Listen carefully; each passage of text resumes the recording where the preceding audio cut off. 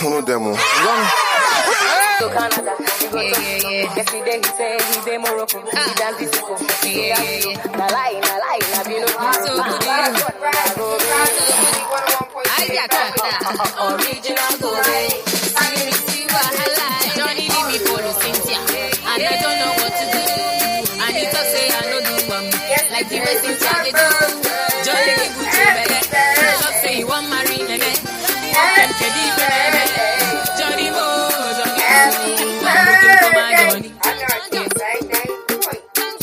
Where is my Johnny? Johnny Boy. Do you know Johnny? Question. If I know see my Johnny,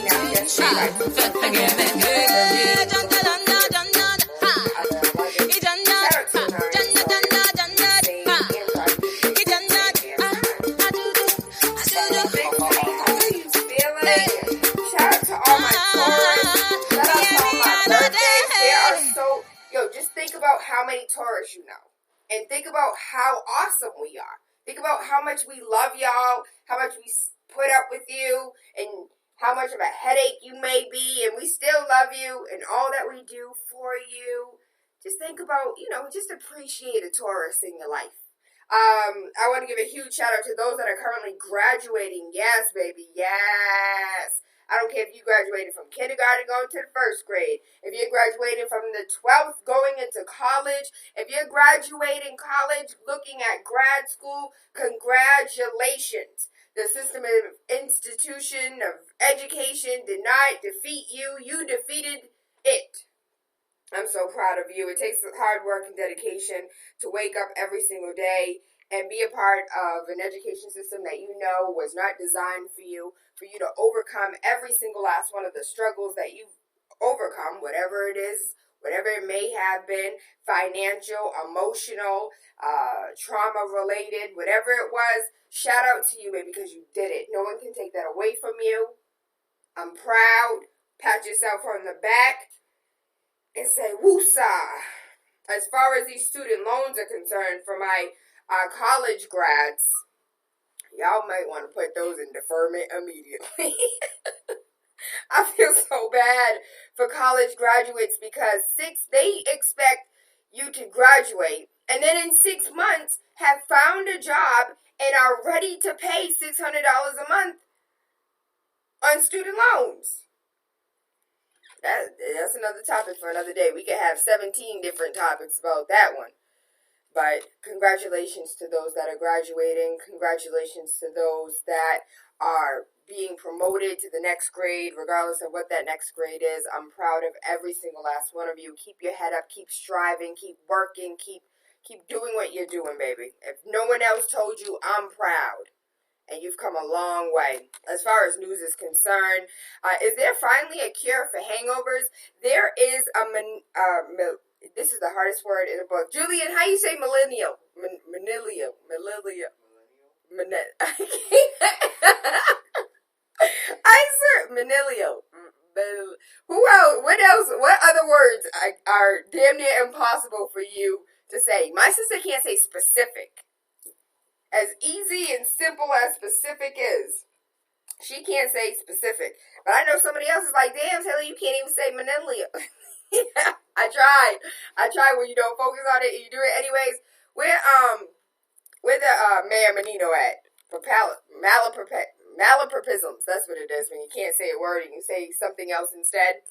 Millennials. Hey, there it is. He is an inventor that claims to have developed a little pill that flushes out the toxins of alcohol before you even wake up. And it was tested out, and it looks like it may be a cure for hangovers. His name is Eddie High. He's 23 years old, and he claims to have found the cure for hangovers with his pill called Fly By. The New York University economics major thought of an idea while on a trip to Tokyo. We know what he did on this trip to Tokyo. The capsules are packed with vitamins and supplements to fight hangovers. They work to break down toxics that make alcohol make you inebriated. He said 88% of users claim the product worked for them, and there are currently reviews. People have used it. And have said, like, yo, this is the truth right here. I've tried everything else in the book. Nothing's ever worked. You know, I've drank X amount of beers, X amount of shots. I woke up, was not nauseous, didn't have a stomach ache, didn't have a headache, and went about my day as if I didn't get drunk yesterday. Shout out to you. You know, sometimes I feel like I never had a hangover.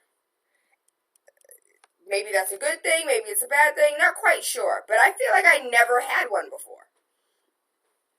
I've had like an upset stomach, like, oh, I didn't feel good. You know, I need to eat greasy food, or I guess that's what you're supposed to do. But I never like woke up and how like movies predict, or how people walk around like, oh, I have a headache, I can't. Like, I've never had one of those. I don't know if it's because I've never gotten that inebriated, but y'all need to tone it down on the alcohol, like your livers don't speak. Texas lawmakers watered down the Sandra Bland Act and removed police accountability.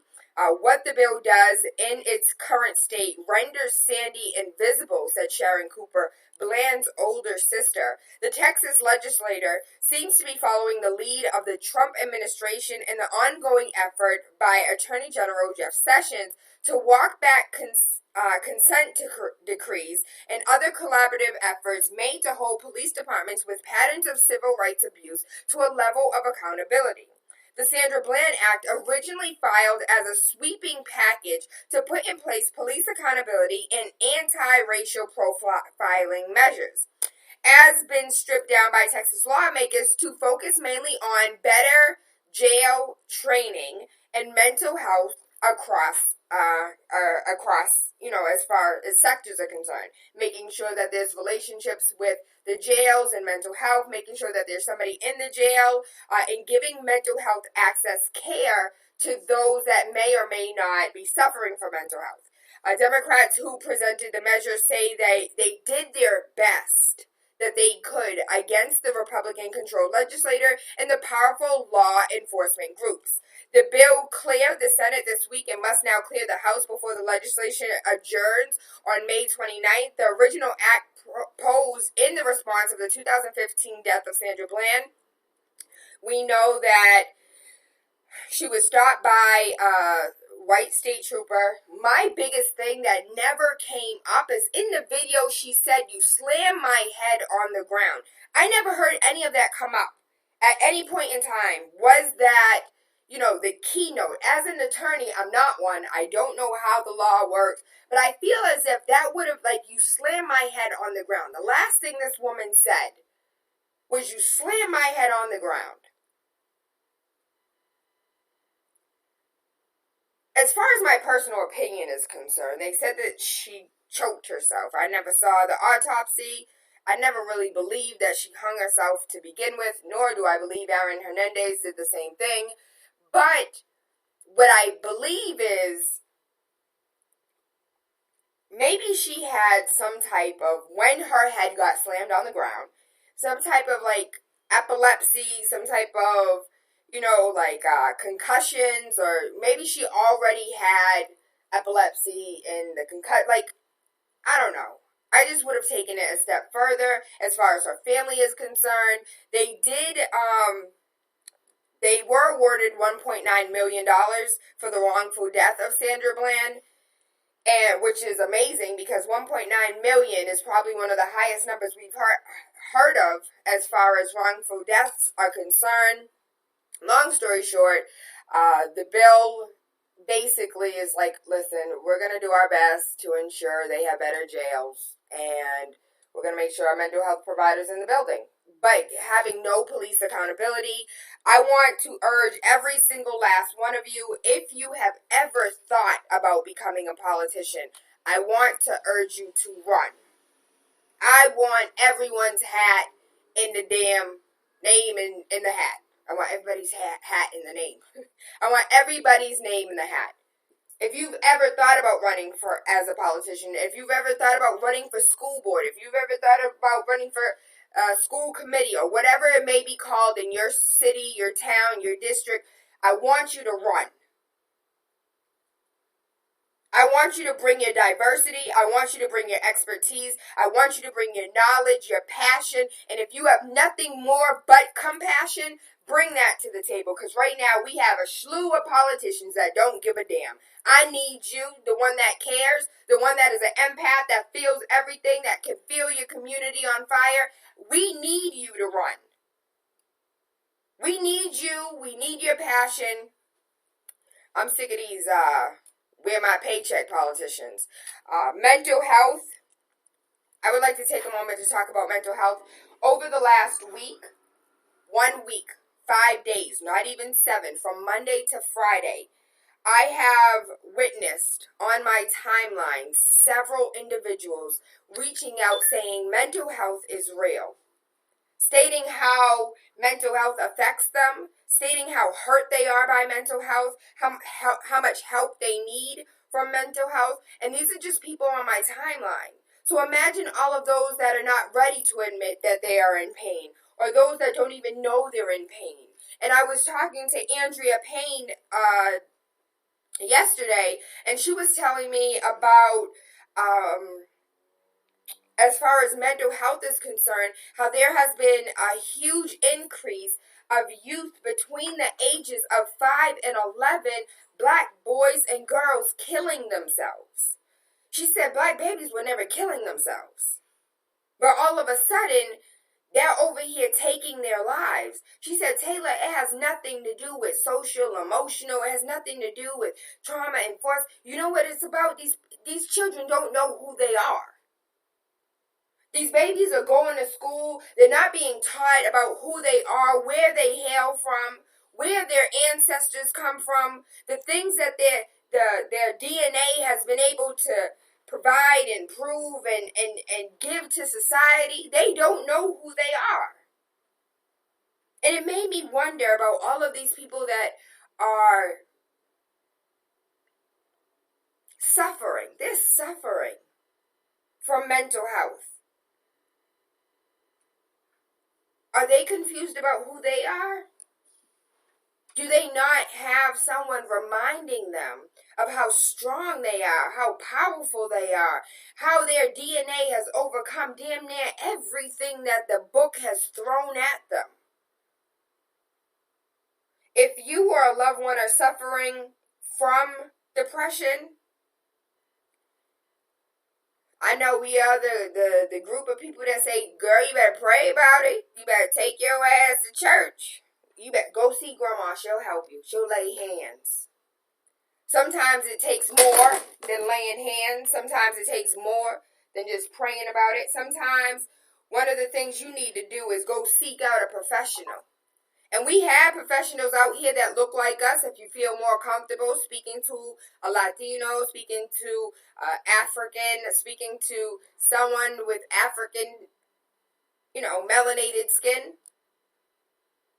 use your health insurance, your Tufts, your Mass Health, your Blue Cross Blue Shields. Use your insurance and seek out a professional.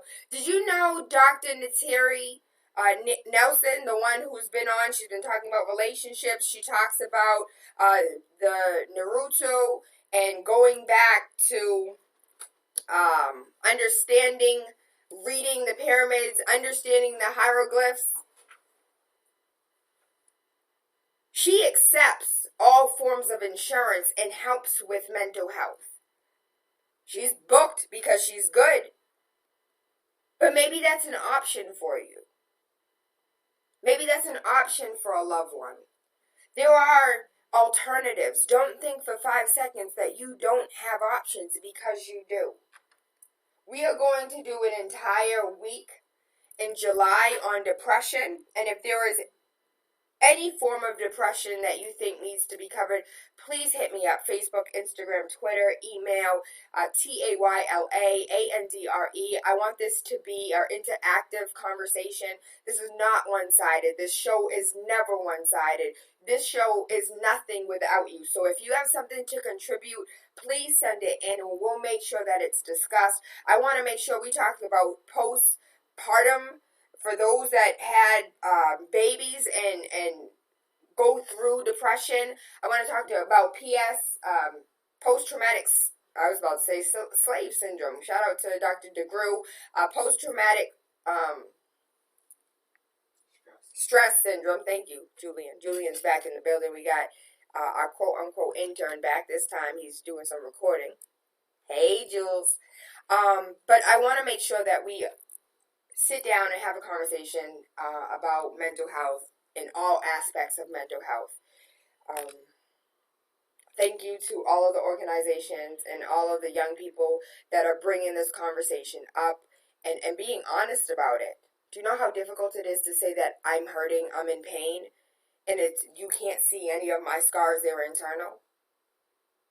That's difficult to admit to yourself, let alone to the world, let alone to your Facebook feed.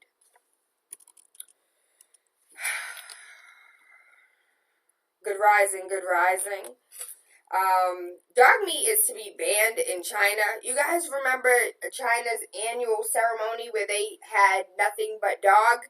Well, this year it's banned. And activists are campaigning to end the trade of just period. So it's banned this year. But they're looking to set into law and to say, like, across the board, always, no one needs to eat a damn dog. I get it. Because 10 million dogs were killed and are killed every year for meat to be sold at this market. And most dogs are stolen pets or strays that found their way to a slaughterhouse.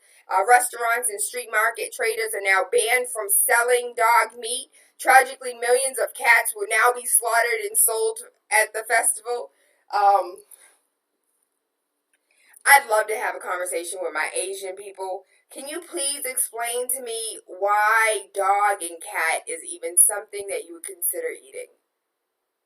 And they're like, Tayla, can you explain to me why chicken is something you consider eating? Can you please explain to me why cows are something you want to eat? I guess in the United States, I've just been so conditioned to eat beef and I couldn't imagine. A video just popped up of people eating dog, and it completely turned my stomach. I'm sorry. I can't imagine. But, somewhere in the world, people can't imagine the fact that we eat cows. Them sacred cows. Why would you want to kill a sacred cow? You disgusting Americans. To each its own. I guess that's really what we have to say, to each its own. We're coming to the top of the hour. Power Hour is among us. We're going to take a really quick break. When we come back, Big City 101.3 FM, we got Power Hour, Freaky Friday. I am so excited. You can maybe possibly bring your kids to this one. It's not entirely nasty, but I would never bring my kids to a Freaky Friday. Hopefully you don't either. Big City 101.3 FM, Waking Up with TaylaAndre. We'll be right back. Boston, get right. All eyes on me. Saran, how you feeling, baby? Nikki Curry, she is the best publicist on earth. She is not free, but she is worth it. If you have or need a publicist in your life, Nikki Curry is the publicist you want in your life. She works hard for you. She gets things done, and she is efficient. Shout out to Nikki Curry. I love you, baby. I love you. I love you. I love you. Some of the biggest names on our show is because of Nikki Curry. Message. So you probably need her in your life. She is the best publicist. She gets things done. You need any media relations, she is it. We have 3.5 minutes before this break is over. Then we're going to pull up and talk about situationship versus relationship. What are you in, baby? You in a situationship or you in a relationship?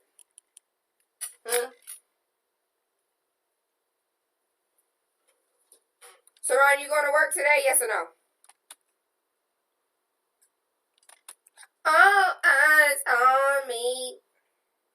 Pay me some attention. You know the damn words, Julian? To that song? I don't either.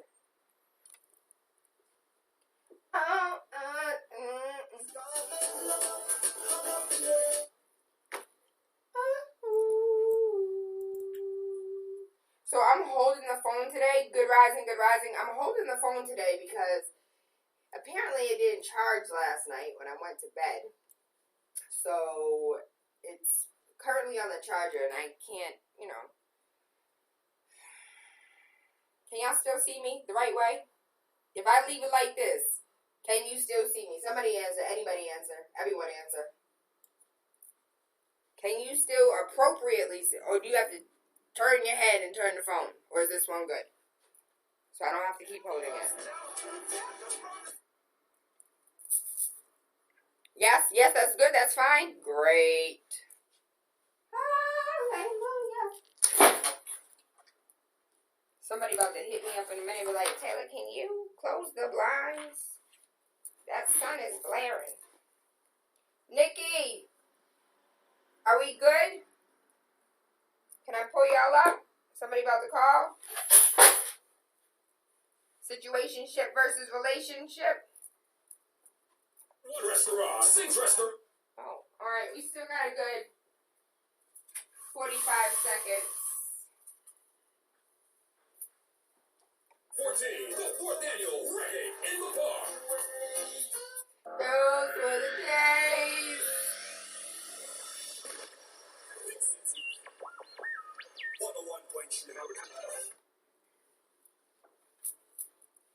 Alright, I'm not getting any. Is this it?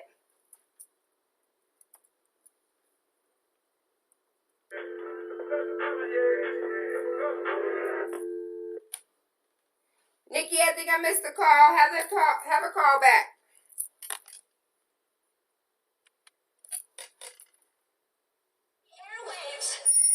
That's right, baby. You know what it is? It's DJ Sus One. The feature presentation. Listen, make sure you wake up with TaylaAndre Monday through Friday, 5 to 7 a.m. on Big City 101.3 FM.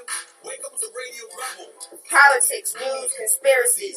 Wake up your third eye with unorthodox conversations leading to universal consciousness. This is the type of stuff I'm into, alright? Make sure you tune in. Let's go. What's going on, y'all? It's your That's girl, why we Lady need Luck. oil. You are now tuned in to Big City, right here on 101.3 with With my my homegirl, homegirl, my my buddy, my friend, TaylaAndre, Boston's #1 talk show. Keep it locked. Boston's #1 talk show. Keep it locked Monday through Friday, 5 a.m. to 7. If you missed today or any other show, we are on iTunes, baby. You can find us on iTunes, TaylaAndre. Instead of going and searching for TaylaAndre, just go to TaylaAndre.com, TaylaAndre.com, and you will find everything TaylaAndre, from the YouTube videos to the Mixcloud, SoundCloud, audios to the iTunes audios, from real estate to companies that I promote and support. Everything is on the website. I thank you in advance for visiting. And if there's anything, again, that you want to talk about, you want to discuss, you think is important to our community that, Tayla, you haven't talked about, feel free to contact me. You can contact me on all forms of social media, or you can contact me directly from the website, which will connect you to my email. Again, I thank you. I love you. I appreciate you in advance. It is Power Hour Freaky Friday. We have Deborah Clifton Mitchell. She's passionate about helping women with relationships and marriage. Far too often, we are released into the world ill-equipped to handle relationships. Her first book, Center of Attention, is a dating handbook aimed at helping women identify healthy relationships. Baby, don't know nan one of us know what a healthy relationship look like, especially when we've been in abusive relationships, mentally abusive, physically abusive, emotionally abusive. We don't know what a healthy relationship looks like. We think it's all about sex. We don't understand what a healthy relationship looks like. So we're going to talk about healthy relationships, what a situationship is versus a relationship. Shout out to Miss Deborah Clifton Mitchell. Black Girl Magic, good rising, my queen. How are you? Good morning. How are you? And thank you for having me. Thank you. I just am excited to have you on air to talk about healthy relationships. This is a topic that we have yet to discuss, but we've danced around it. But the truth of the matter is, we don't know what a healthy relationship looks like, period. So I'm glad we're having this conversation. I'm glad we are talking to our black girl magic, and we could sprinkle some dust on this and go down the right path and hopefully correct some women, grown women that have made grave mistakes in their life. And maybe if, they can't clean up their act, we can go ahead and set our daughters on the right path. Yes, that sounds great. So for those who don't know, can you just tell us just a little bit about you? Okay, yes, thank you. Again, my name is Deborah Mitchell, and I'm just very excited and passionate about helping women with healthy relationships. As you mentioned, some people don't even know what that looks like, and they've accepted abuse as the norm. So it could be physical abuse or verbal abuse, and they think that's normal. And my passion is to turn that around and show them that they are the queens and they deserve respect. And they deserve to be in long-lasting relationships and healthy marriages, which would produce healthy children and would help our community in a whole. So that's really what I'm looking for, to show you that you really have the power to make good choices and to show that to your daughters as well. All right, first question. What is a healthy relationship? A healthy relationship is when a husband and wife are really loving and supporting each other. It's not one where there's competition and demise with the family. It's where we're working together in unity. And I don't think you see a lot of that. There's a lot of single moms and divorced moms. So children don't even see a husband or a father in the household and know how important he is, and he should be supporting his family in that fashion. So that's what a healthy relationship looks like. A mother and a father supporting and loving each other. A mother and a father loving and supporting one another. Let's say, for instance, I was in an unhealthy relationship. The kid's dad and I used to beat on each other. So this is hypothetical for those who are wondering, damn, Tayla. This is hypothetical. But the kid's father and I used to beat on each other, and now, we don't talk at all. We can't talk. There's no such thing as communication between us. But he's in another relationship, and I'm in another relationship, and I'm out of that unhealthy relationship, and I don't think I brought any baggage into this new one. How would I be able to decipher whether or not I have those lingering side effects of a dysfunctional relationship in my new relationship? Well, unfortunately, you probably did bring some of that with you, because children see things, and I know we want them to just only see the good things, but they really see everything that's going on. We really are their first and best teacher. So the time that you were in that hypothetical bad relationship, you were teaching the children it was okay to be treated that way. So that's another thing that we need to do as moms and role models, and show our daughters the proper way to be treated. The good thing that you did is you left that relationship. So you taught them that, yes, maybe I made a mistake, but I did correct it by getting out of it. And I don't want you to go into a bad relationship that will be getting beat on and mistreated because you follow what I did. You saw I made a change. But unfortunately, a lot of women will stay. They don't have the strength or the confidence to get out of those relationships. So then we taught our daughters, this is how you're supposed to be treated. Well, so I have daddies, and I say daddies plural because I have my father, I have my stepfather, I have my uncles, I have my male cousins. I feel as if I have that. I know what a man looks like. I know what a strong, educated, put down in the kitchen, clean up when need to, take care of kids, don't need a woman. I know what a man looks like. For women who have never had a man in their life, how does one enter or know what a healthy relationship looks like when you've come from generations of grandma, mama, self being single, and you've never had that strong male presence in your life? That's such a real scenario, and unfortunately, women would grow up thinking, well, I don't need a man. There was no man in my household, and I turned out just fine. But that's really not accurate. We all need a companion. None of us are on this earth to just live alone, like in a hermit condition. So we need to understand the value of a man. And I think if you don't have that in the household, it's difficult for you to grasp that because it's a foreign concept to you. And that's another thing that I bring up about a healthy relationship is a relationship which involves communication, support, and love. So So therefore, you have to have that with a male. But some of these men have not even been given an opportunity to show that they can be that strong man that you just described, that, supports the family and cooks the meals and pays all the bills. So they've never seen that.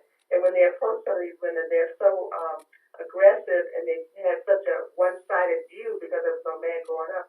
They can scare away a perfectly good man that would love to have a relationship with you, but you have such a rough exterior because of your upbringing. It scares men away. So what we need to do is really teach our women how to be ladies. Let a man approach you, and that's why I'm so against women going after men. If a man's interested in you, let him pursue you. That's the proper way. That's why when a man and woman gets married, she takes his last name because he is now going to be responsible for his family. So it's just really a way to retrain our brain as to how do you date, first of all, and let a man pursue you, and then have a relationship built from there.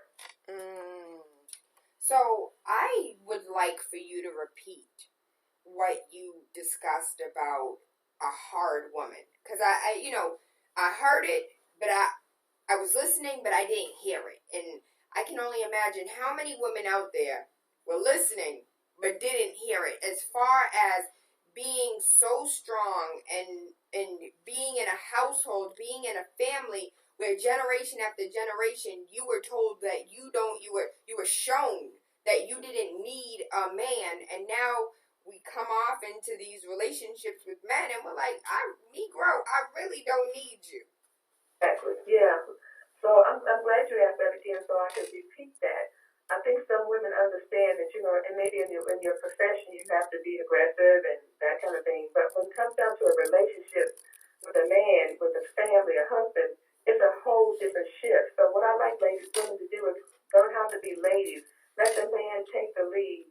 Stop approaching men saying, hey, can I get your number? Let the man approach you. If he's interested in you, he will pursue you.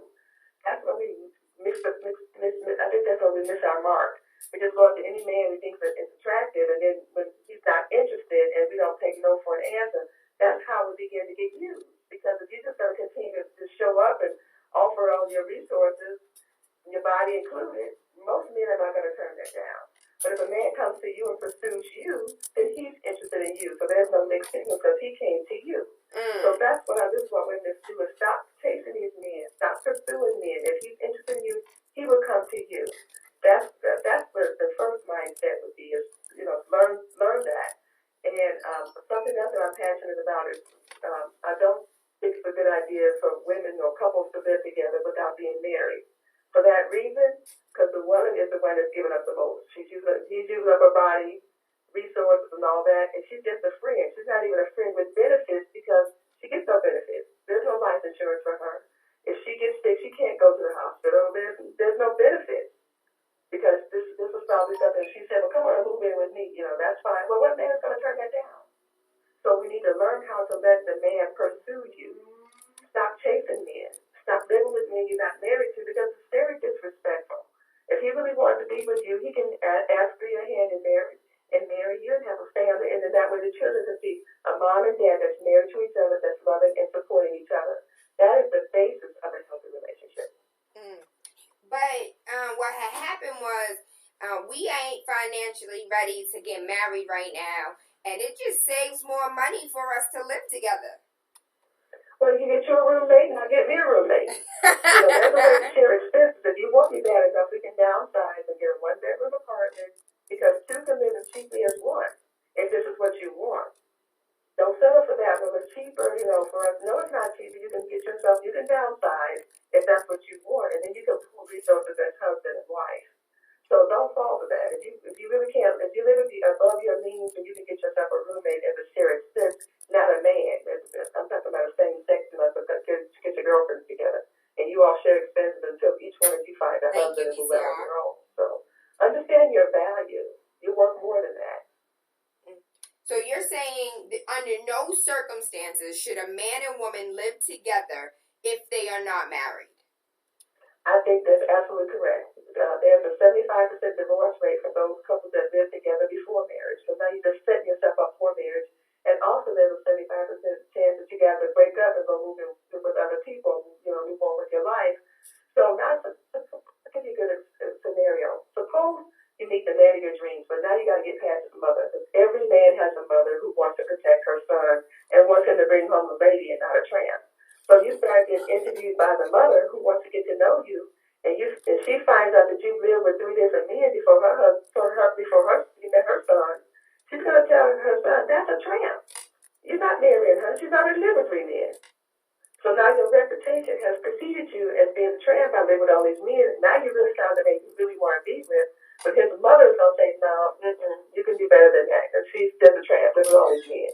As opposed to living on your own until you find the right man, and then he can come and pursue you. So it's really a no-win situation for the woman. And that's in my opinion. What about the men?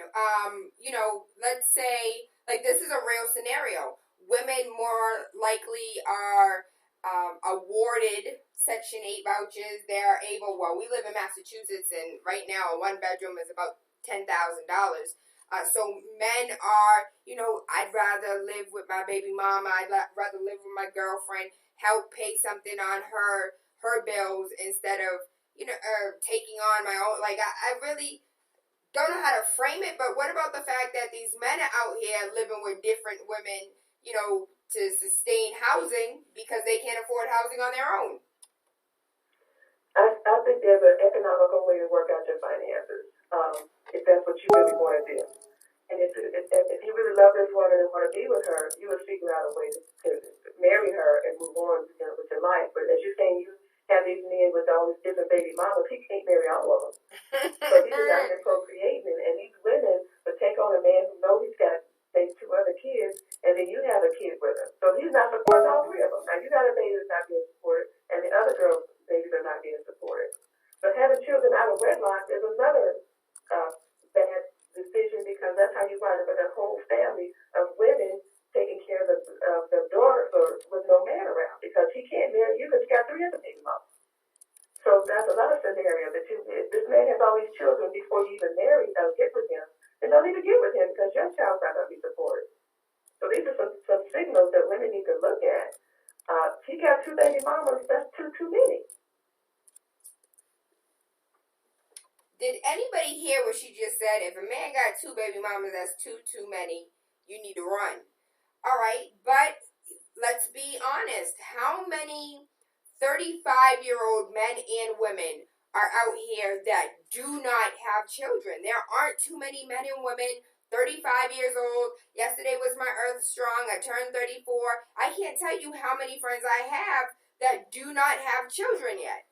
And I can think of one. And that was just a relationship, and she wasn't previously married. She just had a baby with someone. Is that what you're saying? No, I only know one of my friends that does not have any children. She has no kids, and she doesn't want kids because my kid said she is a kid herself. But one woman that does not have children, I'm trying to think if I have any male friends that don't have children. Like, everyone has kids. I understand that. So for the women who are 35 and older, you already have children, it might be an opportunity for you just to raise your children. You might not even be able to be in a relationship with a man, because if you marry this man and the child gets mistreated because that's not his child, that's not in the best interest for your child. So when we become moms, it's no longer about us. It's what's best for our children. So in those scenarios, if you already have children and you already had a bad breakup and you never married their father, then your focus should be on your children, not bringing another man into their life, because that's not going to be in their best interest. So you may not be able to date it. Maybe you got a 10-year-old. You may not be able to date until the child goes off to college or something, because that child needs all of your attention because they don't already have a father. And bringing a stepfather into the situation is probably not going to work out. The second marriages have a high percentage of divorce too. So this would be the time to focus only on the children and not on a relationship right now, because your child is a priority. 617-282-0062. I want you guys to call in. You don't have to necessarily agree, but I want to know, how do you feel? What is your opinion? We have Deborah Clifton Mitchell, or do you just want me to call you Dr. Mitchell? No, just Deborah Mitchell will be fine, or just Deborah. Most of my ladies, when I do presentations, they just call me Miss Deborah. just to keep it simple. Okay, so we got Miss Deborah on the line. Miss Deborah is hitting us, ladies. She sound like Nana right now.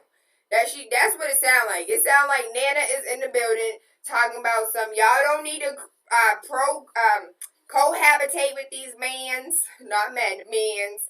You don't need to cohabitate with these men. You don't need to live with these men. You don't need to, if you have a child, the relationship broke off, your child's 10 years old, you don't even need to think about dating right now. What about people who say, that's not realistic. I don't think I should have to wait. If my child's 8, you want me to wait another 8 years, 9 years, 10 years before I can even consider dating? My child's going to be dating before I can. Well, I didn't say that you can't date. It's just that you can't bring them home around your children. I'm sure that your kids go around grandma, or maybe they visit their dad or whatever. There's some free time that you have to yourself. You just don't need to bring that man around your children. So there's a lot of single women who date, but their children have no knowledge of it. Your dating life is your private life. Your children shouldn't even be aware that you have a boyfriend. But certainly you can date. You can date whenever your child is, like I said, grandma or visiting their dad, and you have some free time. Date all you want. But how do you think the child's going to feel if you bring home different guys every few months? Now you set yourself up to look like a tramp, even though you may not be sleeping with all these guys, but your child may think that you are. So at what age or at what time, at what point in a relationship is it okay to say, I would like for you to meet my family. I would like for you to meet my children. That's a great question. And I really think after maybe a couple, I don't want to say a year or something, that you're dating this guy that you think he's going to stick around. Because a lot of relationships, they look good on the surface for the first couple of months, and then you get to know this man, you think, he's not the one. But now you can drop it, but now your child has got to know him and say, well, whatever happened to John? And John's gone now, but you don't want him to explain all that because you really shouldn't have to explain your private life to your children. So in those scenarios, I just think it's best that you have a separate life that has nothing to do with the children, have no knowledge of it. You're dating, so I don't think it's a good idea to introduce children to men early on in any situation because it's probably premature. I want to know how my ladies feel about this conversation because I know, according to Miss Deborah, I done broke a few rules. Miss Deborah, as far as bad relationships, healthy relationships, what are signs of being in a bad relationship? How do I know that I'm in a situationship and not in a relationship? Because I feel like the sex is great. We be loving on each other. We call each other. We text each other. Like, I think I'm in a relationship. How do I know if I'm in a situationship? Okay, well, I have some signs for you and the other listeners, so I hope everybody has a pen to jot some of these down. But the first one is he tries to keep you away from your family and friends. That's the first sign that you're being controlled. And everybody's an adult, so they can make their own decisions. So the first one is he tries to keep you away from your family and friends. Second one, he acts excessively jealous and possessive. You can't have any friends. You can't go anywhere. He wants to track down your cell phone, put a GPS on your car, and things. That's a bad sign. Hold on, but he loved me though, cause he just want to know where I'm at sometimes, and he be looking through my phone because Jerome call me sometimes, and Jerome from the past, I can't really get rid of Jerome, and he concerned about Jerome, so those aren't really not excessively jealous, but he is jealous and just a little possessive, but not that much. Well, it's sort of like being a little bit pregnant. Either you are or you're not. So either you're jealous or you're not. You're possessive or you're not. So those are bad signs. And I know a lot of women want to make excuses for them. But one thing I want the ladies to hear on today's call session is you can't change him. You can't fix him. You can't cure him. If they can understand that, they would save themselves so much headaches. I'm going to change all that. I'm going to fix all that. You can't do that. A person can only change if they want to change. That's an internal thing. I can't make you change, but I can make myself change. But what I can do is educate you on like you said, the signs of a bad relationship, so you'll know, I need to think about that. So a little bit jealous and a little bit possessive is the same as being a little bit pregnant. I'm not 1 month pregnant or 9 months pregnant. So really quickly, because you said something that triggered something for me. A woman cannot change a man, and men, this goes for you too, you cannot change a woman. But I want to go back to the fact that a lot of women and a lot of men came from single mother homes. They never really saw what a family unit looks like. They never saw a mother, father lovingly in a relationship, loving each other. So even though I may not be able to change him, I can still educate him. We can educate each other and learn together on how to build a family unit that neither one of us have ever seen. So it sounds like there's a fine line there. I don't want to change him, but I do want to educate him that he can have healthy relationships, that we can build something that we've never experienced ourselves. And if both of you are willing to do that, if you wanted to educate him and he's willing to take that and say, yes, I want to learn and do better, that's fine. But if a person doesn't want to change, you can't change him. So I'll give you a great example. I've been to weddings over the years of my life, and I've heard brides saying, oh, I'm going to change all this. For example, he's an alcoholic. Oh, I'm going to change all this. He's going to quit drinking. No, he's not going to quit drinking. It's just going to be so obvious because now you're under the same roof and he can't hide it. So now you just married a drunk. That's what all that is. Now, unless he wants to take the steps to go to AA and clean himself up, that's one thing. But you can't make him go to AA. You can't change him. You can't fix him. You can't cure him. So women sign up with these men that got all kind of baggage, and they think they can change all that, and they cannot. And then, instead of learning that at 21, now they're 41 with 3 kids. And I said, I got to kick this drug out. So now your kids have seen alcoholism. So they've seen this abusive relationship that you brought into their world because you decided to have children with an alcoholic. So they've probably seen him throwing stuff and cursing you out and whatever he does when he's drunk. This is what your children are seeing. And the chances of them going out and getting drunk has really increased because that's their normal. That's their comfort zone. So if something I really want to drive home, you can't change him, you can't fix him, you can't cure him. If you can understand that now, you would change the way you date me. When you realize they got all these problems, you just say, hey, nice meeting you. And you move on. And I have something that I share with my ladies when I do presentations. I say, ladies, he's not your boo, he's your boo-boo. And that means that's a mistake. So just don't beat yourself up over it, but don't marry the mistake and have a baby with the mistake and get a mortgage with the mistake because he's not going to be, you can't change him. So what about those that have done that? Those that are currently in marriages that are set up like situationships, people that are married that are in an abusive relationship, people that are married that made their boo-boo their boo. Like, what am I supposed to do? I have a mortgage with my boo-boo. I have a child with my boo-boo. I have a marriage with my boo-boo. And, maybe he's not a drunk. Maybe he's not an alcoholic. Maybe he doesn't gamble. But I knew in the beginning that this was not the route that I should take. But, financially it made sense. We had a child together. Our families told us it made sense. And now I'm in the biggest mistake of my life. Right. So now, when you make a mistake, you have to make another choice and correct that. So now it's time to correct your mistakes. And just, sit down with your children and say, you know what, I made a mistake. I married this man, your father, but we're not a fit. We're not a match. You're looking for somebody you equally yoke with, somebody you have something in common with. I made a mistake, and now I got to correct it. So he's moving out.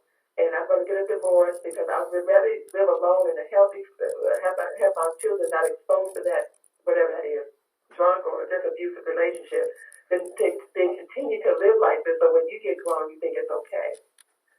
Again, since we're the first and best teachers, we have to make a correction. So mothers, we're not perfect. No, we're not. But when we realize we made mistakes, we got to make another choice to correct the mistake. Because if we don't, we're sending a signal to our children, well, yeah, you made a bad mistake, and everybody told me to stay in this marriage, and I stayed in it, but I'm miserable. And, I lived my whole life, miserable. And life is too short to be unhappy. So if something's making you unhappy, you got to make some changes, and you got to teach your children. You got to think twice before you decide to get married. And just marrying somebody just because you have a baby is not the right reason to get married. That's not the reason. You're looking for your soulmate or a match. You're not looking for somebody, well, I just had unprotected sex with this man, but I can't stand him. He can't stand me. So what kind of household is that child going to grow up in? Miss Deborah, do you only speak to women's? Because I have a message here, like, why I feel like she's bashing men. What about these crazy women out here that don't have it together? These crazy women that are abusive. These crazy women that are drunks. What about them? I do speak to both men and women because I want men to understand these are signs you need to look out too. You can't change her either. You can't change her, fix her, or cure. But yes, she's cute and she's a freak and you have sex with her all the time. But look how crazy she is. You're not a match. So men need to think about these things too. So I don't male bash, and I tell women you can't blame him for your bad choices. So if you make some bad choices, it's not male bashing at all. So I do speak to the men. And I want the men, because I have a son and a daughter. So I want my son to not go and get some crazy woman that says she's a freak and bring her to my house, because that's not a match. So I make sure that he understands you need to look at the whole picture and think about if this is somebody you want to be with. So yes, I have men in my audience, and I tell the men, I know women are real emotional and men are visual.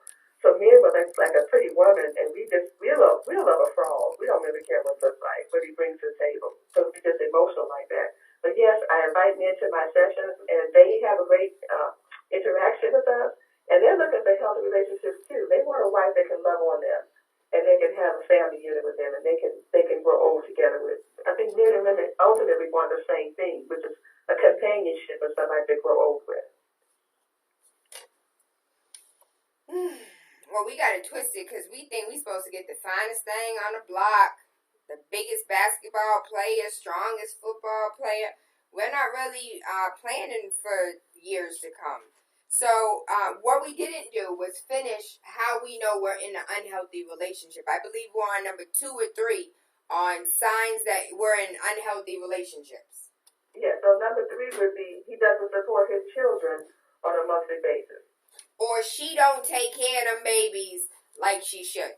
So can we make it co-gendered? What is it? Bi-gendered? Can we make this co-ed so that men don't feel bashed out? Right, because this is definitely not male bashing. And as I said, we can't blame somebody else for our bad choices, whether it's a female or male. You made a bad choice, it's your choice. Nobody forced you to do that. So we're going to make this apply to both genders. So number 4 would be he or she calls you vulgar names and criticizes and humiliates you. So women can go off on a man, call him all kind of names, a loser, and you don't support the family and all that. That's a sign you're in a bad relationship. She just wants to humiliate you and criticize you. The 5th one is he or she has a problem with gambling, alcohol, or drugs. Those things need to be corrected before you sign up to that. And they have to do that and be clean for, a year or so to show that they really have made a change. So somebody says, I can stop when I want to, but next Saturday they're drunk again. That's a bad relationship. The next one, number 6, she or he has no steady income or verifiable source of income. So how are you going to live? Like you just said, in your area, it's $1,000 for a small apartment. I'm in the Chicago area. That's probably accurate here too. So how are you guys supposed to budget if you have no idea where he works or how much money he makes or she makes, so you can make a monthly budget and live comfortably? Number 7, you feel depressed all the time. Constant fighting, name calling, just beats at your self-esteem. And men have self-esteem too. Men want to feel strong and powerful and loved. They want their woman to support them and say, hey, in my eyes, you're Superman. Every man wants to hear that. So that's another one. You feel depressed all the time. Number 8, you're afraid for your safety, and he or she threatens or intimidates you. Men really don't report when they've been abused, but women have attacked men. They'll go grab a knife or something and come after you, and that's abusive. So that's another sign you're in a bad relationship if you feel unsafe or threatened. Hold on, because I would like for us to stop there. Shout out to all of the men that have ever been beat by a woman, and you were told, you're a man, just take it. Why would you go to the police? Why would you even report it? Why, you're a man, just take it. She's a woman. What else are you going to do? But there are a lot of men out here that have been swung on, that have had knives pulled out on them, that have been guns pulled out on them, that were threatened, I'm going to get my brothers after you, my cousin's going to come after you. This is a real thing. And I know as far as women being in abusive relationships, we talked about abuse on that level. But I think we neglect our men so much when it comes to abuse. Because when we think of domestic violence, we think of a woman getting knocked out. We think of Ike and Tina. But we never think of Ike being the female. And there's some women out here that are just as aggressive, that put on them dukes, that think that they're the men in the relationships. 617-282-0062. If this is something you've experienced in your life that you've seen, I know driving down the street, I've seen women put hands on men, and he's just supposed to walk away. Yeah. So that's a real problem. So again, it's not reported because they're told, you're not man if you go and report this. But women have killed men, just like men have killed women. So it can turn deadly. So that's really a sign that you're in a bad relationship if this is going on. I'm going to have two more. He or she pushes you and shoves you. So it starts with that pushing and shoving, then it goes escalate. That's why I don't like that term play fighting or pillow fighting or whatever, because the one wrong move and he's, knocked out the chair, now he's going to the hospital because he's gone through a play fighting. So, I've never tried to play fight with my husband. My husband is 6'2". Why would I fight with him? So that's not good. So why do you think she's unrealistic? I would love, tell me why. You feel required to participate in unwanted, unsafe, or degrading sexual activity. That's a bad relationship. A lot of men say, hey, if you have sex with me or do it this way or whatever, I'll go buy you whatever you want. That's another form of prostitution. So that's a bad sign, So those are some things that if you have any of that, that's a sign that you're in a bad relationship and you need to cut your losses, get out and stay out. Don't just get out and then go back in a couple of weeks when he says, I'm sorry, I really didn't mean it. Because a lot of men or women who are ultimately killed by their boyfriends or girlfriends have gone back about 7 times. And then that's when something goes wrong with somebody. Is that a statistic?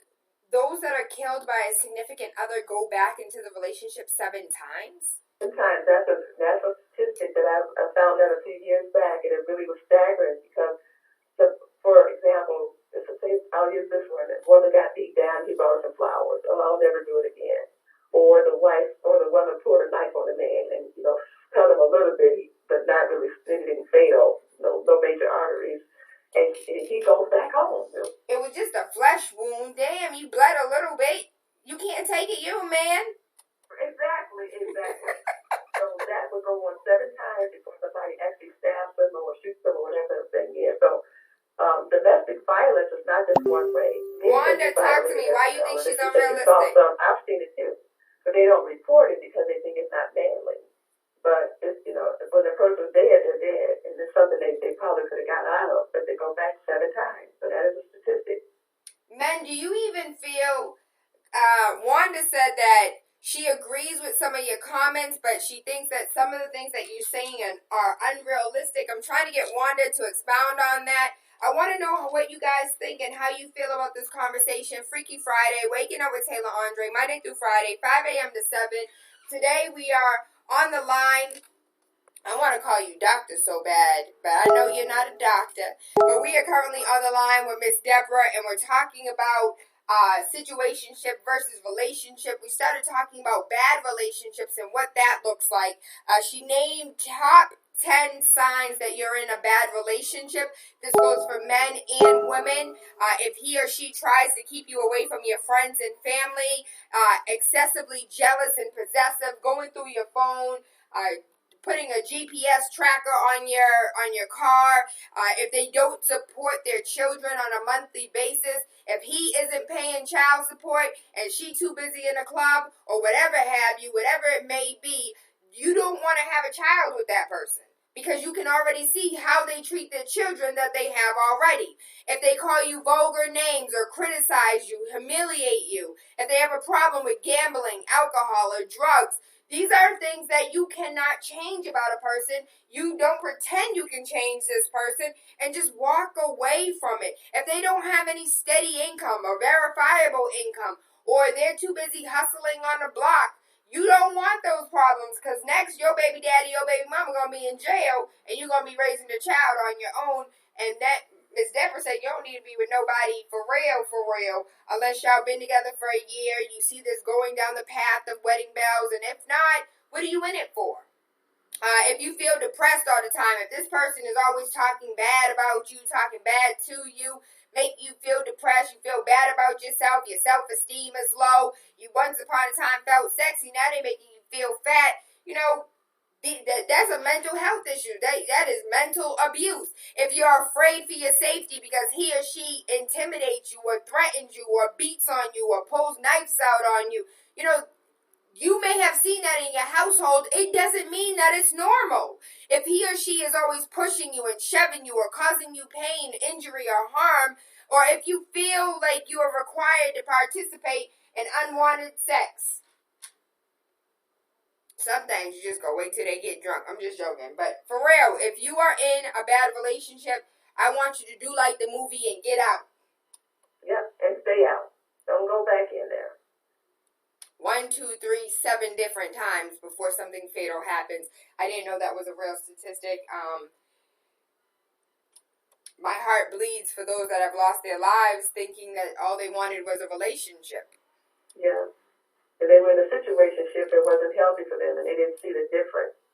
So we really want to educate our audience on what those signs look like, and so now you can avoid those, because that's not anywhere close to healthy. I have something else that I go by. I said I'm a diva with standards. So if you don't have any standards, then you're like a wounded animal in the wild, and everybody preys on you. So you have to have some kind of standard before you even enter into a relationship, and you need to establish what those are up front. So in other words, if you go on a date, I have a little button that says the same thing. I'm a diva with standards, and I encourage the participants to wear that on the date, because your date is going to say, "What are you wearing that button for?" And it says, "I'm a diva with standards." That just means we're going to set some standards here. You're not going to talk to me crazy. You're not going to disrespect me. So if you have some standards on date 1, then you can determine if he acted a fool or you see some of these signs that we talked about, then you just say in your mind, okay, that's a boo-boo. And you say, I'm not going out with him again, because you can't change him, fix him, or cure him. So if we set some standards from date 1, I think we can avoid a lot of the problems, but we don't. Just think, well, he's cute. Now, I get to know him even though he just cursed me out, and I'm going to go out with him next Saturday.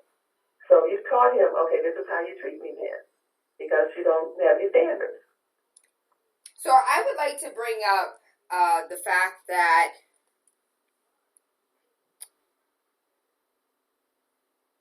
I want to say that Wanda said that she agrees with a lot of things that you're saying, but a lot of things seem unrealistic. And I'm thinking about why they may seem unrealistic. And one of the reasons is because we have never, well, I can't say never. A lot of us don't know, have not experienced, cannot name a long-term relationship.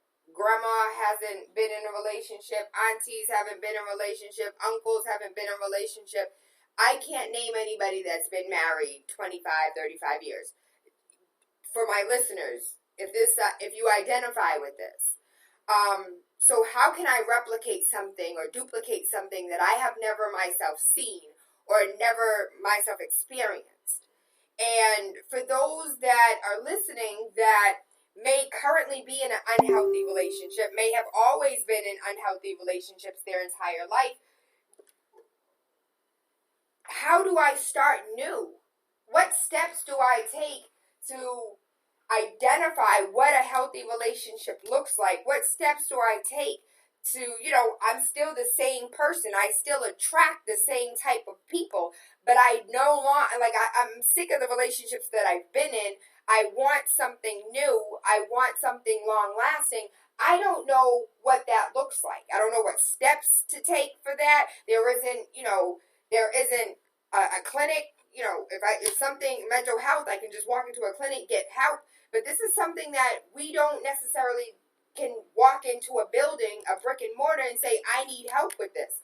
Where do you start off getting help to maintain healthy relationships? Well, that's a great question. And the first thing they can do is get my book. It's called Where Are Your Standards? And what that book contains is real life stories of women from all walks of life, from the ages of 18 to 67. And what I did about a year ago, I told folks, I'm going to give you a platform to tell your story. Because we have suffered in silence because we don't have anything. Like you said, instead of going into a clinic, now it's in written form where they can get their own copy. But I'm going to give you examples of some of the chapter titles. The first one it says, like, for example, dating a married man. These are women who've done that. Of course, it didn't turn out well because you're somebody else's husband. But there's probably some of your listeners who may be involved with married men. Or dating a man that's a control freak. Or dating a man that won't commit to marriage. Dating a man that's emotionally unavailable. Or an abusive man. Or goes on to that. So some of the things that they can do is kind of look at other folks' stories, and then what I do is show them how to see the truth. So there's a roadmap to correct that. How to see the truth about your situation because you're not in a relationship. You have your situation, and then how to raise your standards and regain your standards so you can go forward and be in a healthy relationship. So step one is really setting some type of standard before you enter into a dating situation. And when you get mistreated, it's really not. It's your own fault if you continue to be in that situation. So the first time he acts crazy and you realize this man is not the right fit and you continue to go out with him or continue to have children with him, now you've lowered your standards. But the truth, Miss Deborah, is that's the same way my grandma's boyfriend act. That's the same way my mama's boyfriend act. That's the same way I've seen men continuously act. So I don't think it's crazy. I think that's the first step is identifying what is crazy and what those standards are if I've never had these standards in my household. Right. Well, let me share with you. When I grew up around alcoholism, I had a lot of drunk uncles, and my grandmother was like the type of lady that would let anybody who had a problem live with us. So I came grew up in an extended family with my grandmother and my parents. And I made the decision at age 18 that I was not going to date a drunk because I've seen what it looked like. I've seen the drug rages. So you can make a change. Just because I grew up in an alcoholic household doesn't mean I had to go marry a drunk and then my children be exposed to that. So you can stop the vicious cycle if you set a standard. I don't want alcoholism around my children. And my children have relatives that they've never met because they're alcoholics. So there was no reason for me to expose my children to that. So I think when you make a decision, I don't want that in my household. I'm not dating that kind of man. I don't want that because he has to get clean, and I don't really want to hang around for, 3 years, 5 years, 10 years until he gets it together. I don't want that. So it all starts with setting standards. When some of your callers say something is unrealistic, I like them to explain what is unrealistic because you can change anything you want to. You have that power, and I think that's what's been taken away from our ladies over the generation. They think, well, I just have to settle for this because that's what grandma did, that's what mom did. I guess I'll do that. I guess I could have done that too, but I made a decision. I don't want to date any drunk. So that's therefore I never married a drunk. And I've been married to be 31 years coming up in August. So there's a lot of people like us who are out here with long-term happy marriages. Both my children are grown now, but they grew up with their father, just loving and supporting each other. So it is possible. Whatever steps you think need to be taken as far as presenting to your children what a loving relationship looks like, I think that's most important. Above all, what about our daughters? What steps do we need to take for our daughters and for our sons? And, I epically failed. I'm in an effed up relationship. Me and my husband, me and my boo, we've been together for 15, 35 years, 25 years. We've been together.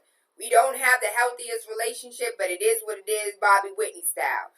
Now, what actions can I take to make sure that the babies make better choices than me? Even I'm not leaving this relationship. He ain't leaving me. I ain't leaving him. We ain't leaving each other. But we both some messed up individuals. But I want to make sure my children have a better relationship than I do. Well, the question is, how are they going to do that if this is what you accepted for yourself? So that Bobby Whitney craziness, that's not a healthy relationship, and everybody knew that.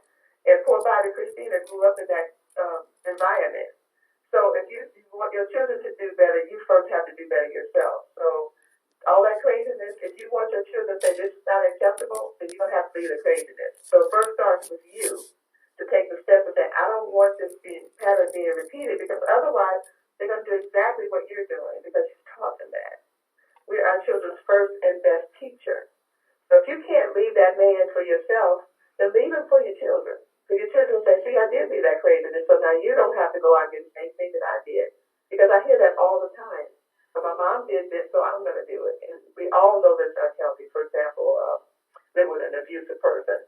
So, keep it gender related. So if the wife is beating up on the husband, and so now your daughter thinks it's okay to beat up on her husband, somebody needs to break that cycle so the next generation can have a shot. They can have a clear chance at getting into a healthy relationship, because you can always say, hey, I messed up, but I corrected my mistake. I left after 5 years in that abusive relationship, because even if he's not physically abusive, he can be verbally abusive. Call me out of names, make me feel stupid, make me feel like I can't think straight. I was always second guessing myself.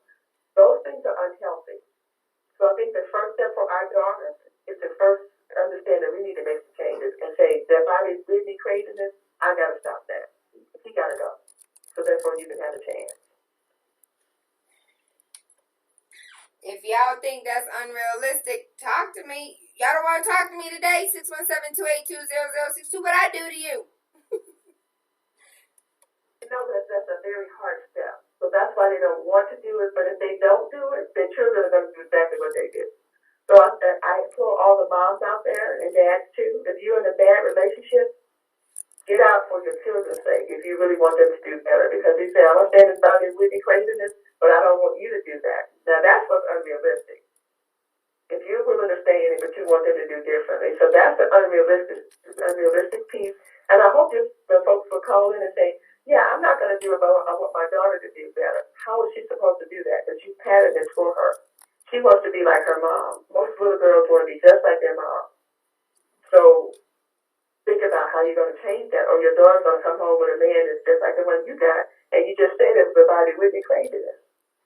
So what kind of relationship are you setting up? Every generation is going to be in a messed up situation. Nobody's going to be in the 35th anniversary or the 40th anniversary, what have you, because they're not even going to make it past the first 5 years.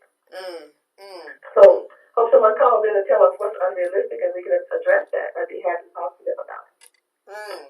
Well, we are coming to the top of the hour. I thank you, Miss Deborah Mitchell. I hope you guys learned something today. I understand why they don't want to call Miss Deborah. I understand why this is a topic that nobody wants to say. I've been in an abusive relationship. I didn't know I was in an abusive relationship. I didn't know that he or she stalking my phone, stalking my page, stalking my house was a form of being in a bad relationship. I didn't know that this negative talk was being in a bad relationship. I didn't know that these 10 signs of what I thought was love is actually a bad relationship. I can understand. A lot of us a lot of the things that you named are what we've accepted as love. Our parents did these things to us, so we think our parents did them. They must love us. So if a man or a woman comes in and does the same thing, that's love. So that's why the unrealistic piece comes in. So you don't think that your daughter's going to do the same thing? They're going to do exactly what you've done. So the only way to change that is to change your own situation. And I know that's difficult because now you got to put them out, figure out how to pay the bills and all that stuff. But if you think about this, if this is going to set the pattern for my daughter to have a healthy relationship, or my son to be in a healthy relationship, I'm willing to do that. So they don't have to make the same mistakes I make. But I have a little saying spoken that says you can't take that old drama into your new life. If that life was full of drama and you got out of it, you got to make some changes. You got to have some standards. So that's the whole key to this whole conversation today about relationships and situationships. Where are your standards? And now we can discuss that. And then if the standards are very low, I just want a man in the house, whether he have a job or he cares about me or if he got baby mamas, that's a low standard. But a higher standard is I want my own man. I don't want to share that man with the whole community. I don't want my children's siblings to be all across town. I want to be with my husband, living in the same household. Those are standards we have to set. So that's what we start with. We can make some changes, and I know why a lot of folks can call in because they're in those situations and they may be a little bit embarrassed to come and talk about it right now. But that's the key to getting this whole thing changed around. So our daughters can have a shot or have a look at life and say, hey, my mom is now in a healthy relationship, or my mom is not dating right now, so she's focusing on me. So that's what they're thinking. Not knowing that mom has a boyfriend, but she doesn't need to bring him around the children. I thank you, Miss Deborah. I love you. I appreciate you. Nikki Curry, the best publicist on earth. She ain't cheap, but she is amazing. I thank you, and I hope you're having a wonderful day. Please tell us, how do we find you, the name of your book, and all of your social medias? Okay, the name of the book is called Where Are Your Standards? And it can be purchased at Amazon.com or Barnes & Noble. You can reach me on my website, which is www.classydeborah, CLASSY, and Deborah is DEBRA.com. Also, some folks like to email me at DeborahMitchell78@yahoo.com. So that they can email me, go to my website. I'd love for you to check out my book and then give me a shout back on what you thought about it. Get your feedback on the book. And I hope that these women or men that are listening today have some standards. Ask yourself, where are my standards? That's a big question. And then we can determine how we're going to live a healthy life going forward. Yes, ma'am. Yes, ma'am. Big City 101.3 FM, Waking Up with TaylaAndre, Monday through Friday, 5 a.m. to 7. Deborah Mitchell, please go ahead and get that book. I'll make sure that I put that information. Nikki, can you put that information on this thread, on this video, so people can go ahead and just click the information as far as the book is concerned, her social media. And Nikki Curry is currently on the Facebook Live, so if you want to go ahead and hit Nikki Curry up, go ahead and do so. I don't like sharing, but I'll share my publicist with you if you want to. Do not forget, tomorrow is one of the biggest days in Boston. Why? Because we are talking about your future. Do you have life insurance? Do you have a living will? What do you want to create a trust for your children but don't know how?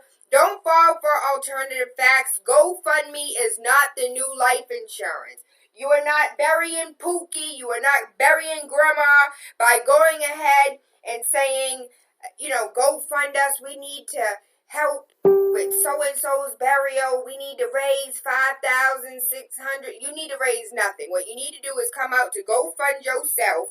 Prevent begging from being a part of your legacy. Tomorrow from 10 a.m. to 4 p.m.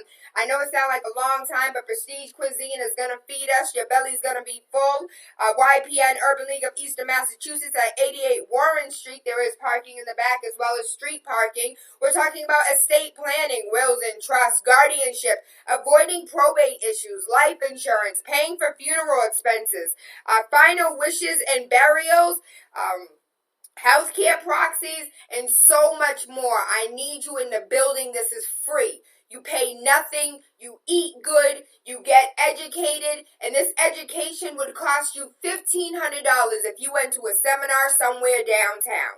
This would be a $1,200 seminar if you would have taken yourself to Newton and learned about estate planning, wills and trusts, guardianship, paying for funeral expenses. Like this. There are seminars out there that cost thousands of dollars. This is a free event.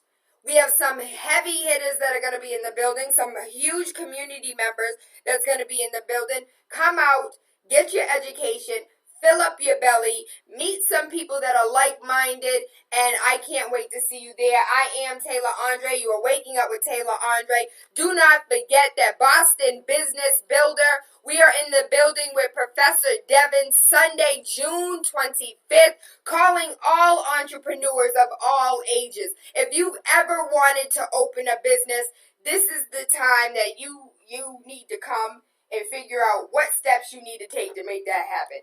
Professor Devin opened 20% of the Black-owned businesses in the United States. We spoke to him on air. He was talking about how he went for his PhD and he never completed his PhD because while he was doing his dissertation or whatever paper they wanted him to write, they were still grooming him to be an employee with a PhD. He said, I could not. I could not go out into the world and teach people with PhDs, with master's degrees, with bachelor's degrees to work for somebody else. His thing is, I create job creators. If you have a business idea, if you have a business plan, if you don't have anything, you just know you want to be in business, come out June 25th. It is not a free event, but the youth, the babies are $5. Anybody under the age of 18 is $5. For my elders, 65 and older, you guys are $5. If you are looking to sit down with Professor Devin, we have a VIP section. It's on Eventbrite. It's on the Facebook. It's on the website. I need you guys to come out. How do we sustain ourselves? How do we build strong businesses? How do we build strong communities? By supporting one another. By supporting one another. I'm going to say it again until your ears fall off. June 25th. We'll be in the building all day long. We will have food. We will have refreshments. The city will be in the building. We're working on getting you guys some funding. So some dollars will be in the building for you. I want this to be a one-stop shop. So your idea goes from idea to business plan to I have funding to let's go. Let's open this Black Beauty Supply store. Let's open whatever store it is or business it is that you want to open. I believe in you. You were put here for a reason. Everything that's instilled in you is instilled in you for a reason. I just want to help bring it out, baby. I am TaylaAndre. I'm going to give a huge shout out to my baby Faith. I have not seen Faith in what feels like a month of Sundays. If you guys have seen Faith, she's at 66A South Street, and she got singing bowls. Now, she got a whole bunch of stuff I ain't even seen yet. She has waist beads, singing bowls, necklaces, bracelets, yoni eggs, pum-pum wash, pum-pum steams, yoni steams.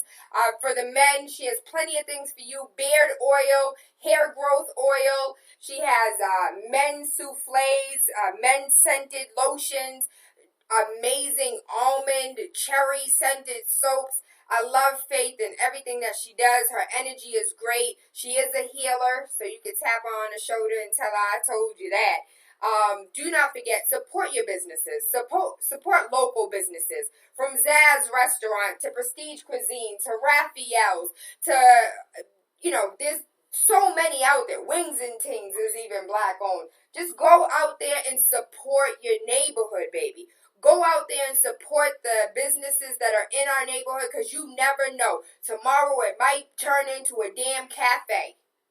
And I'm not talking about Bliss International Cafe, 200 Blue Hill Ave. I'm talking about a cafe where a drink is $4 for a Darshkan water and a cup of coffee is $9. Like, I need us to support our own before we get kicked out of our own neighborhoods. As far as housing is concerned, shout out to Evilise. Evilise said, Tayla, I'm so broke, I can't write no more. I have to own. And a lot of us are. If you're paying $1,600 on rent, please call me so we can get you a mortgage. $1,600, $1,700, $1,800, $1,900, $2,000 out of your pocket every single month you're paying for rent. Baby, let's turn you into a home owner. 617-459-0041. That is my direct line. Feel free to call me. Private calls automatically are blocked. I ain't playing no games, but if you're looking to purchase a home, call me. 617-459-0041. If you're paying $1,600 for rent, baby, you could be paying for a mortgage. You could have equity. You could have land. You could have a backyard. You could have tenants. Let's get this done. Let's get this started. Support our communities. Let's work together. Wake up, everybody. No more sleeping in bed. I missed you guys so much. I am back. Ethiopia was amazing. I'll post pictures and videos today so you guys can see the trip. I had a whole lot of people in my inbox like, are you sure you went somewhere? I ain't see no pictures. I ain't see no videos, so I'll go ahead and share that with you. I thank you. I love you. I appreciate you. I hope you guys have an amazing day. Big City 101.3 FM, Waking Up with TaylaAndre, Monday through Friday, 5 a.m. to 7. Mwah! DJ Sus won the feature presentation. Listen, make sure you wake up with TaylaAndre Monday through Friday, 5 to 7 a.m. on Big City 101.3 FM. Wake up with the Radio Rebel. Politics, news, conspiracies. Wake up your third eye with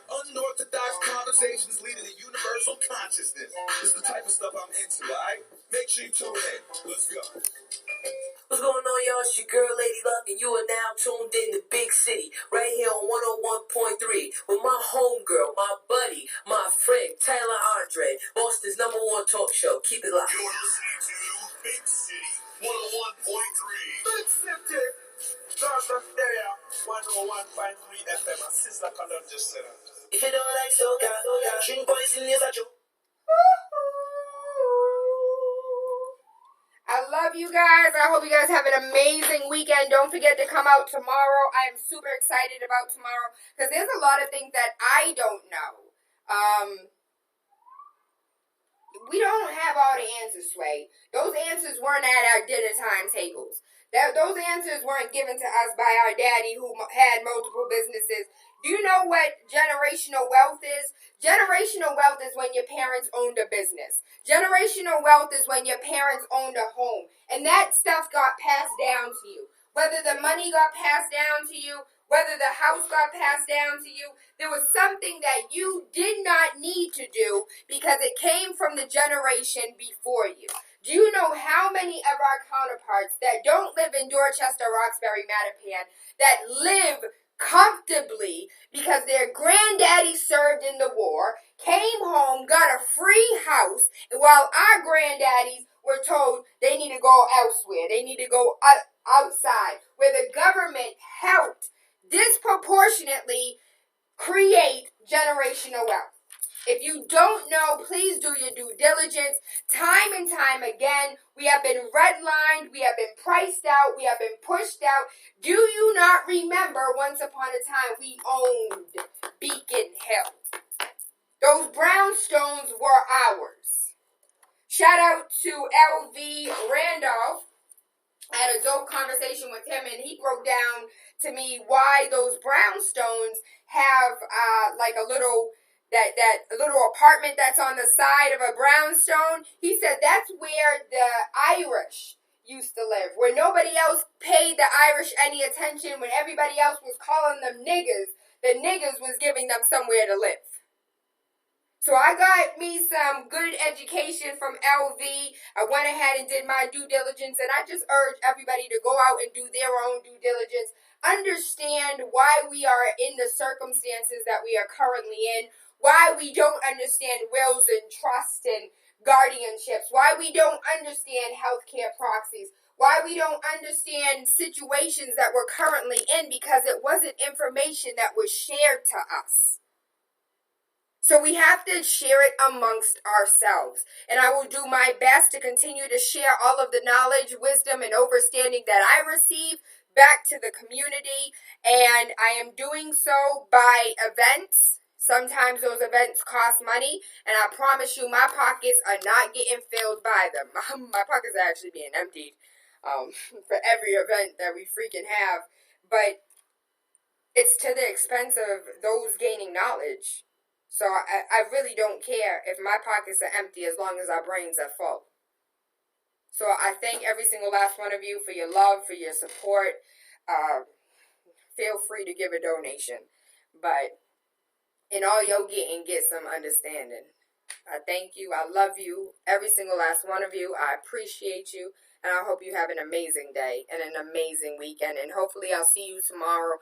Even if you just come out and eat free prestige cuisine food. Just come out, pick up some literature, understand what's going on. Because every single last one of us is going to die. At least leave something for your kids. At least set up a will so the state doesn't get your kids. So your children are with a family member that you want them to be with.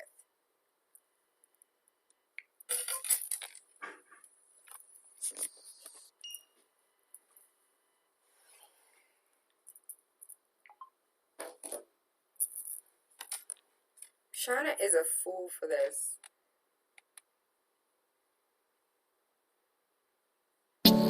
Can you love wearing powerful sunscreen? Yes. Neutrogena Ultra Sheer Unbeatable Protection helps prevent early skin aging and skin cancer with a clean feel. The best for your skin. Ultra Sheer. Neutrogena.